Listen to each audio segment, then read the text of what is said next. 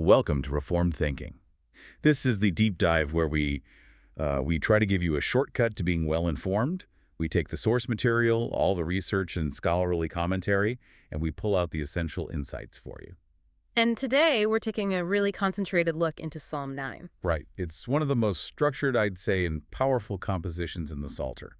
Our mission here is to get a handle on the core message, which it really moves from this kind of jubilant thanksgiving to a very solemn reflection. It does. We'll be focusing on a few key themes that run through it. God's righteous judgment, the need for wholehearted praise, and that security you find in knowing the divine name. The analysis we're using, it leans pretty heavily on commentary about the psalm structure, its spiritual meaning. And what's so striking about Psalm 9 is that dynamic shift you mentioned. It starts off like a celebration of a victory, but then it pivots pretty quickly into this sober meditation on eternal justice. And that connects this ancient scripture directly to these, timeless theological principles, things like divine sovereignty and human accountability. Exactly.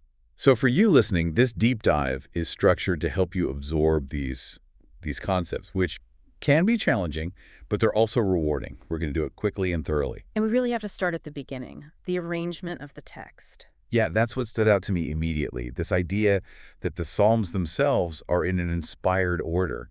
They're not just, an ancient playlist. Not at all. The sources suggest there's a deliberate flow, especially right as Psalm 9 begins. It almost seems to catch the echo of Psalm 8. It focuses right on that central theme, the name. It's as if the praise from the previous song is still ringing in the singer's ear. And it just prompts this fresh outburst of adoration. That structural positioning it's really central to understanding the whole Psalter. Many scholars suggest the order is intentional, maybe even inspired by the Holy Spirit. Perhaps compiled by figures like Ezra, I've read. That's a common view. They seem to come to us in this present order because the sequence itself is meant to instruct us. So it's functioning like a deliberate sacred syllabus. It's guiding the worshiper through a certain progression of thought. Precisely. And the continuity is, well, it's unmistakable. Psalm 8 sets up the majesty of the name across the whole earth, how God's glory is set above the heavens. Right.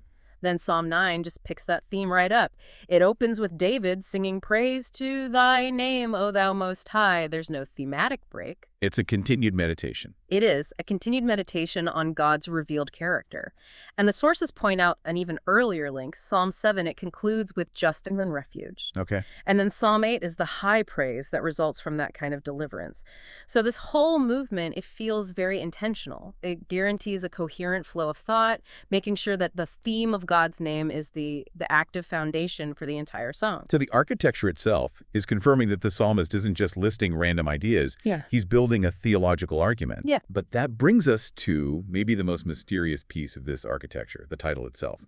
Muth Laban, it sounds like. I don't know, a coded instruction or a riddle. It's deeply ambiguous. And, that ambiguity has led to a lot of scholarly conjecture over the centuries. What are some of the main theories? Well, some possibilities link it to a specific tune, maybe an instrument that's just been lost to us. Another very common literal interpretation connects it to the defeat of Goliath of Gath. The death of the champion. Exactly. That would frame it as a purely historical victory hymn for David. And while that reading confirms David's care for order and worship, it doesn't give us a whole lot of instructional light for our own spiritual lives today. But the sources we're looking at, they steer us toward a very different reading, a non-historical one. How do they justify prioritizing that kind of deeper mystical interpretation over, say, the straightforward account of David and Goliath? The preference really comes from the scope of the psalm itself. It moves far beyond just one localized military victory. It deals with these huge universal themes like the everlasting destruction of the wicked and the eternal refuge of the righteous. So the interpretation that's gathered from, a large company of learned witnesses is that the title means a psalm concerning the death of the son. The son, not a champion. Right. And this mystical interpretation, it aligns perfectly with the Psalm's ultimate concerns. We're not talking about just a single battle, but the final cosmic battle between good and evil. Wow, okay, that shifts the entire focus. It goes from being a historical battle song to an anthem celebrating the greatest victory in history. It absolutely does. And if we accept that meaning, we frame Psalm 9 as a triumphal hymn. It celebrates the victory of the Son of God over the champion of evil, the enemy of souls. And the language of the psalm. It does seem too grand for just David's local enemies. The crushing of the oppressor, the eternal judgment seat. It's far too grand. This vision is meant to strengthen the faith of the militant believer, to stimulate the courage of the timid saint by showing them the conqueror, King of Kings and Lord of Lords. So we're viewing the triumph of the Redeemer as the security of the redeemed. That's a perfect way to put it. Okay, so if the title sets this mood, this triumphal hymn about Christ's conquest, later on we run into two words that are untranslated, and they force us to just stop. They appear in verse 16. Higion Selah. It feels like a jarring instruction right after a description of God's devastating justice. They are instructional. They translate roughly to meditation, pause. Linguistically, Higeon refers to, well, the sound of meditation, a low murmuring, sometimes associated with music, but here it conveys deep thought. And Elah. Selah is a command for a deliberate rest, a musical interlude. They show up right after the description of God's judgments, how the wicked get snared by their own hands. Their purpose is profoundly spiritual. What is it? They call the reader to ponder and meditate upon the Lord's overwhelming judgments with deep seriousness. So after reading about God being revealed by this terrifying judgment, he executes. The text itself tells you to stop, take a breath, and just compute the spiritual weight of what you just read. Yes, it's an adjustment of the heart. A deliberate pace-setting device. That's right. It forces the worshiper to move beyond just a quick reading of the text and to make sure they fully absorb the magnitude of God's righteous justice. If we treat the destruction of the wicked and the condemnation of the forgetters as something light, we miss the whole point. The instruction is to adjust the heart to the solemnity of the subject. It is. It confirms that God's justice is an eternal reality that warrants our full contemplation. Okay, so let's move from the architecture to the right attitude for worship. The psalmist begins his vow, I will praise thee, O Lord, with my whole heart. And this isn't just about frequency, is it? It's about quality and sincerity. It speaks directly to the nature of true devotion, and the sources are very clear on this. Half heart is no heart. This wholehearted praise is the essential distinction. It's what separates sincere worshipers from hypocrites. The mouth might say the words. But the mouth is only the organ. The heart is the true instrument of praise. And if that instrument is divided, the music is discordant, it's just noise. And wholeheartedness seems to be tied to where we place the credit for our deliverance. The sources note that a sincere praiser has to recognize the greatness of the deliverance and avoid, secretly attributing it to himself. That's precisely the measure of sincerity. Wholeheartedness means seeing God's marvelous works in their actual size.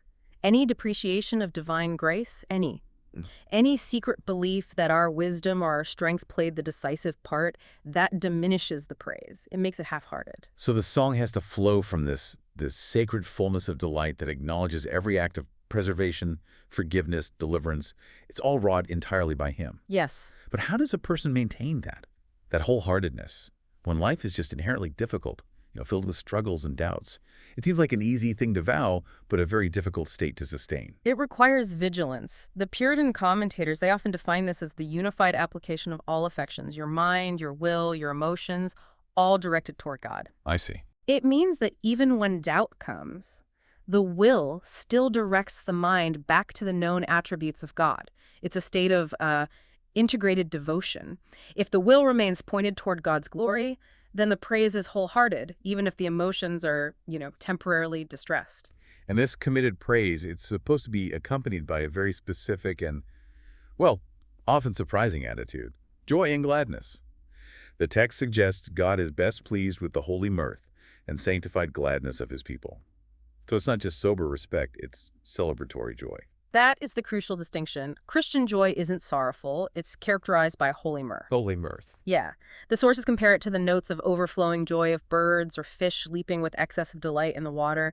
You see a sharp contrast here with pagan worship.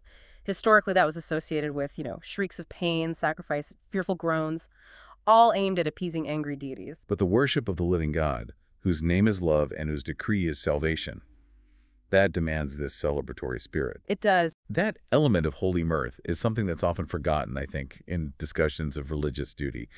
What's the practical spiritual benefit of cultivating this kind of praising spirit? The benefit is significant. It's described as an ornament to Christian character, but functionally, it helps believers surmount difficulties that that low or melancholic spirits would be completely unequal to handle. So it's an active defense mechanism? It is. Like an inner strength that's activated by the act of praising. Precisely. It's comparable to the harp of Jesse's son driving away the evil spirit in Saul. If we intentionally take up the song of praise, the spirit of melancholy, that heavy sadness and despair, it often takes flight from us. A heart filled with sanctified gladness allows a believer to perform double the spiritual work because the heart isn't languid or weighed down by its own burdens. Joy is the oil in the spiritual gears. Well said. Now, this vibrant praise is paired with another occupation in Zion.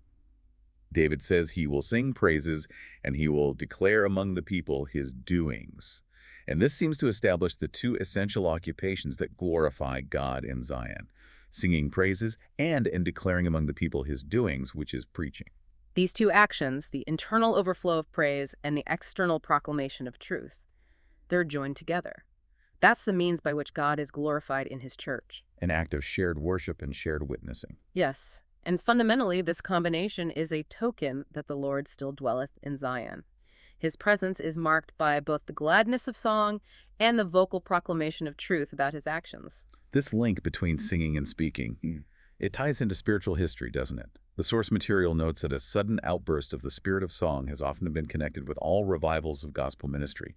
Can you talk about that historical pattern? Certainly. It's a very consistent sign of restored piety. When the gospel is proclaimed afresh, when grace returns to the hearts of the people, the response is often spontaneous collective song. Like the Reformation. Think of the Reformation. Martin Luther's ministry was accompanied by the wide proliferation of his psalms and hymns ringing out through Germany. Right. And later, during the modern revival under figures like Wesley and Whitefield, the strains of Charles Wesley's hymns were just inescapable. The singing is the necessary outgrowth of restored piety. It fitly accompanies the return of the gracious spring of divine visitation through the proclamation of the truth.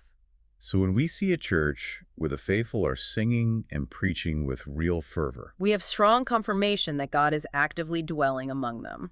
okay, so if the spirit of Zion is wholehearted and joyful, that spirit has to rest on a foundation that's rational and secure. And that brings us directly back to the name in verse 10. They that know thy name will put their trust in thee. That statement, it just encapsulates a core principle of Reformed thought, doesn't it? Yeah. Faith is not some emotional leap in the dark. It's intelligent grace. Absolutely. The structure is clear. While you can have intellectual knowledge without faith, you can have no saving faith without knowledge. Knowledge must carry the torch before faith. You have to know who God is. And what he has promised before you can logically and rightly rely on him. The belief in God is a necessary and blessed consequence that flows from understanding his character. And the most important object of that necessary knowledge is God's name itself, understood not as just a sound, but as the sum total of his attributes. Yes, the best knowledge exercises itself upon the name of God. And knowing God's name means having an experimental acquaintance with the attributes of God. This is far more than knowing the title Jehovah. Right. It involves knowing what that name signifies in specific contexts, like Jehovah Jireh, the Lord our provider, or Jehovah Rophi, the Lord our healer, or El Shaddai, the God Almighty. This is knowledge that's been validated by experience. So understanding these attributes is what provides the stability for the soul. Precisely. Those attributes are, every one of them anchors to hold the soul from drifting in seasons of peril. When a believer faces financial uncertainty, they cast the anchor of Jireh. When they face physical distress, they cast the anchor of Rophi. The trust isn't based on some generic hope in something bigger. Yeah. It's based on the demonstrated specific faithfulness contained in God's revealed character. So if knowledge is the prerequisite for trust, then spiritual ignorance must have some very serious consequences. Indeed. The sources identify ignorance of God as the mother of unbelief. This is a critical point. Unbelief, which is described so vividly as a hooting nightbird. It cannot live in the light of divine knowledge. It flies before the sun of God's great and gracious name. It does. If a person lacks the crucial knowledge of God's faithfulness, his mercy, his power, then the root cause of their unbelief, their fear, their doubt, their reliance on themselves, it just remains intact. Is this ignorance something passive, though? Like just a lack of access to information? Or is the text addressing a more willful form of ignorance and neglect of seeking the light that is available? That's an excellent distinction to draw. While the text does acknowledge human limitations, the condemnation is generally aimed at a functional atheism, a willful neglect of the light that is available. Okay. If God has revealed himself through creation and conscience and definitively through Scripture, then spiritual ignorance isn't passive. It's an active choice not to seek the most essential reality. The person who neglects the means of grace, who refuses to study God's attributes, they voluntarily choose darkness. And in that darkness, unbelief thrives. They refuse the torch that would precede faith. The final piece of assurance the psalmist offers isn't just theoretical. It's grounded in historical reality. It serves as the concrete reason for our trust. That factual basis is essential. The psalmist confirms, "For thou, Lord, hast not forsaken them that seek thee." This is the experiential proof from centuries of relationship between God and his people. While God may, for a season, hide his face for testing or for discipline, the knowledge confirms that he has never utterly, finally, really, or angrily forsaken them that seek him. The seeker can draw immense comfort from this fact. So God's faithfulness is so assured that even the act of seeking is enough to guarantee non-abandonment. That's the promise. We're going to transition now from God as the faithful refuge to God as the impartial judge. The sources state pretty clearly that God is known by the judgment he executes. That sounds severe, but it's necessary for a full view of his character, isn't it? It is absolutely necessary. God's execution of judgment, it publicly displays his character, especially his holiness and his abhorrence of sin. Right, a ruler who failed to act against wickedness would himself be seen as deficient in righteousness. Of course. But the ruler who is severely just in judgment reveals his own nature thereby. God acts on a public stage, and he ensures his justice is known and recorded for future generations. And the execution of that judgment is administered in uprightness. That must provide some profound comfort to the oppressed. Exactly. Partiality and respect of persons are things unknown in the dealings of the Holy One of Israel. There's no favoritism, no bribery, no emotional bias influencing the divine tribunal. This prospect of a perfectly impartial court is a tremendous comfort to believers when they're slandered or falsely accused or oppressed. They know their cause will be heard with perfect fairness. Yes. But the mechanism of this justice is described as singularly wise and indisputably just. And this is because he makes the wicked become their own executioners. How does the source material explain that idea of self-execution? This is the striking feature of divine justice in the psalm. The wicked are snared in the work of his own hands. God often allows the natural consequences of sin to recoil directly upon the sinner. Their own projects become their downfall. They're malicious projects, which they laboriously manufactured specifically to entrap the godly. They become the instruments of their own downfall. They're busy plotting external mischief, but they're actually plotting their own ruin. They build a metaphorical Babel that falls directly on their own heads. The cruel snare proves its efficacy by snaring its own maker. And this allows men to read their sin in their punishment. The punishment isn't arbitrary or disconnected. It's the natural, symmetrical result of the sin they committed. The punishment is the inevitable fruit of the seed of sin they sowed. The sources cite some very specific examples of this. Like what? Well, drunkards kill themselves through ruined health. Prodigals beggar themselves through wastefulness. The contentious ruin themselves with exorbitant costs and broken relationships. And the envious. This one is fascinating. They're described as eating their own hearts. Wow. They're consumed by the corrosive nature of their own malice. The ruin is intrinsic to the wickedness itself. Sin is its own eventual wages. And the historical record seems to validate this fatal trap over and over. We always think of the clear scriptural example of Haman on his own gallows, the one he built for Mordecai. Haman is the quintessential example of symmetrical justice. He constructed the mechanism of his own death with meticulous detail, thinking only of his enemy. Right. But the sources provide an even more striking modern example from the French Revolution that illustrates how this justice works on a grand scale. Consider the fate of those who condemned Queen Marie Antoinette. The revolutionary figures who authorized the use of the guillotine. Precisely. All those key individuals implicated in her death, the accusers, the judges, the jury members, they perished by the same instrument, the guillotine, as their innocent victim. And within 9 months of her execution, Is that right? men like Antoine Fouquier-Tinville, the merciless public prosecutor, and various key figures in the National Convention who voted for her death. All of them met their end on the very machine they legalized and perfected. They fell into the pit they dug. And were taken in the net they laid. It provides a terrifying historical confirmation that God's justice isn't just retributive, it's often symmetrically vindicating. It uses the wicked's own tools to achieve his righteous purpose. This discussion of impartial justice leads us directly to the profound and solemn warning about the ultimate fate of the wicked. This results in a clear and eternal division. It does. And who precisely falls into this category of the wicked that faces such an absolute judgment? It seems far more encompassing than just those who commit overt crimes. It's a much broader category. The ultimate fate of God's forgetters is to be turned into hell. And critically, the sources stress that forgetfulness of God is equivalent to wickedness. Equivalent to wickedness. Yes, because forgetfulness excludes the primary essentials of religion: valuing God, fearing him, aiming at his glory. If God is excluded from your daily thought and practice, the soul is left empty of true devotion, regardless of your external actions. So this category of forgetters, it's described as far more numerous than the profane or profligate.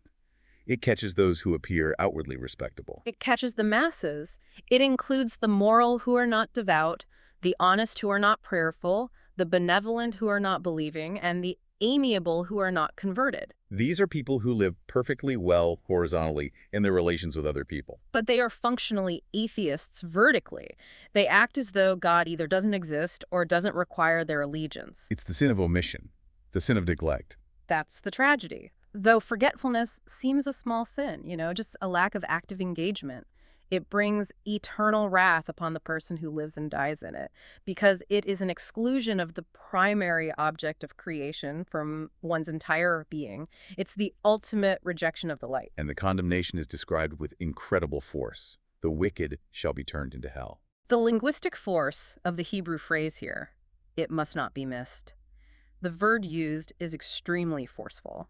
It indicates that they shall be hurled headlong as a violent, decisive action, not some gentle redirect. Into the nethermost hell. And the destination itself is described as a fiery lake, sulphurous and inextinguishable. The language is all meant to convey the immediacy, the violence, and the eternity of the resulting judgment. The sources are also specific about the nature of the punishment itself, that it's continuous and complete. It is eternal and irreversible. In that place, they will be tormented day and night forever and ever.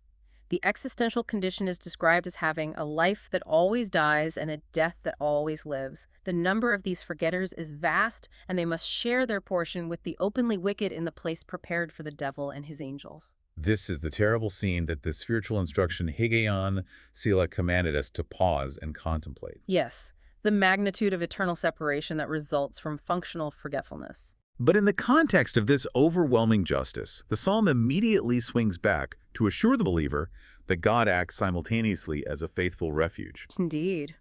While God is executing this crushing judgment upon the forgetters, he remains the defense and refuge of his saints in the day of trouble.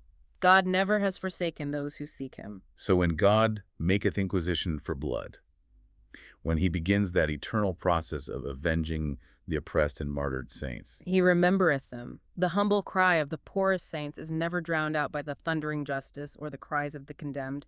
The assurance is clear. Their expectation, their hope of deliverance and vindication shall not perish forever. Having seen the terrifying symmetry of justice for the wicked, we return to the believer's posture, one of humble dependence and total gratitude. And this brings us to what the sources call the Christian's distinctive motto. This is a beautiful contrast that the sources provide.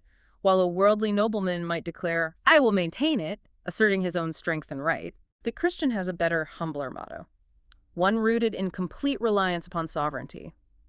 Thou hast maintained it. That distinction, it signifies the total attribution of stability and security away from the self and entirely to God. It does. It means the believer attributes the maintenance of their cause and their right entirely to God.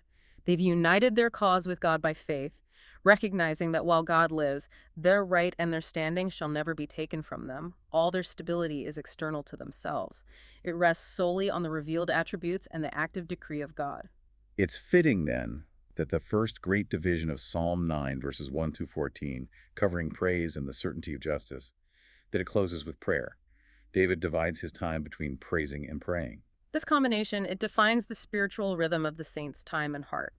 You're expressing gratitude for deliverance and petitioning for future help. And the prayer that closes this section is described as a little prayer book. That's an intriguing description.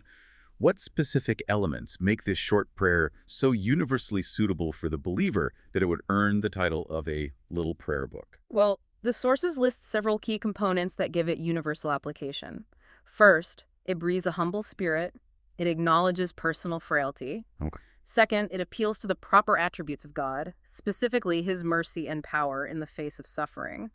And third, it's concise yet complete, so it's suited for all occasions of distress. David appeals to the one that lifteth me up from the gates of death. Right, which indicates a reliance on God to rescue him from the very deepest distresses. He's acknowledging that his deliverance is not his own doing.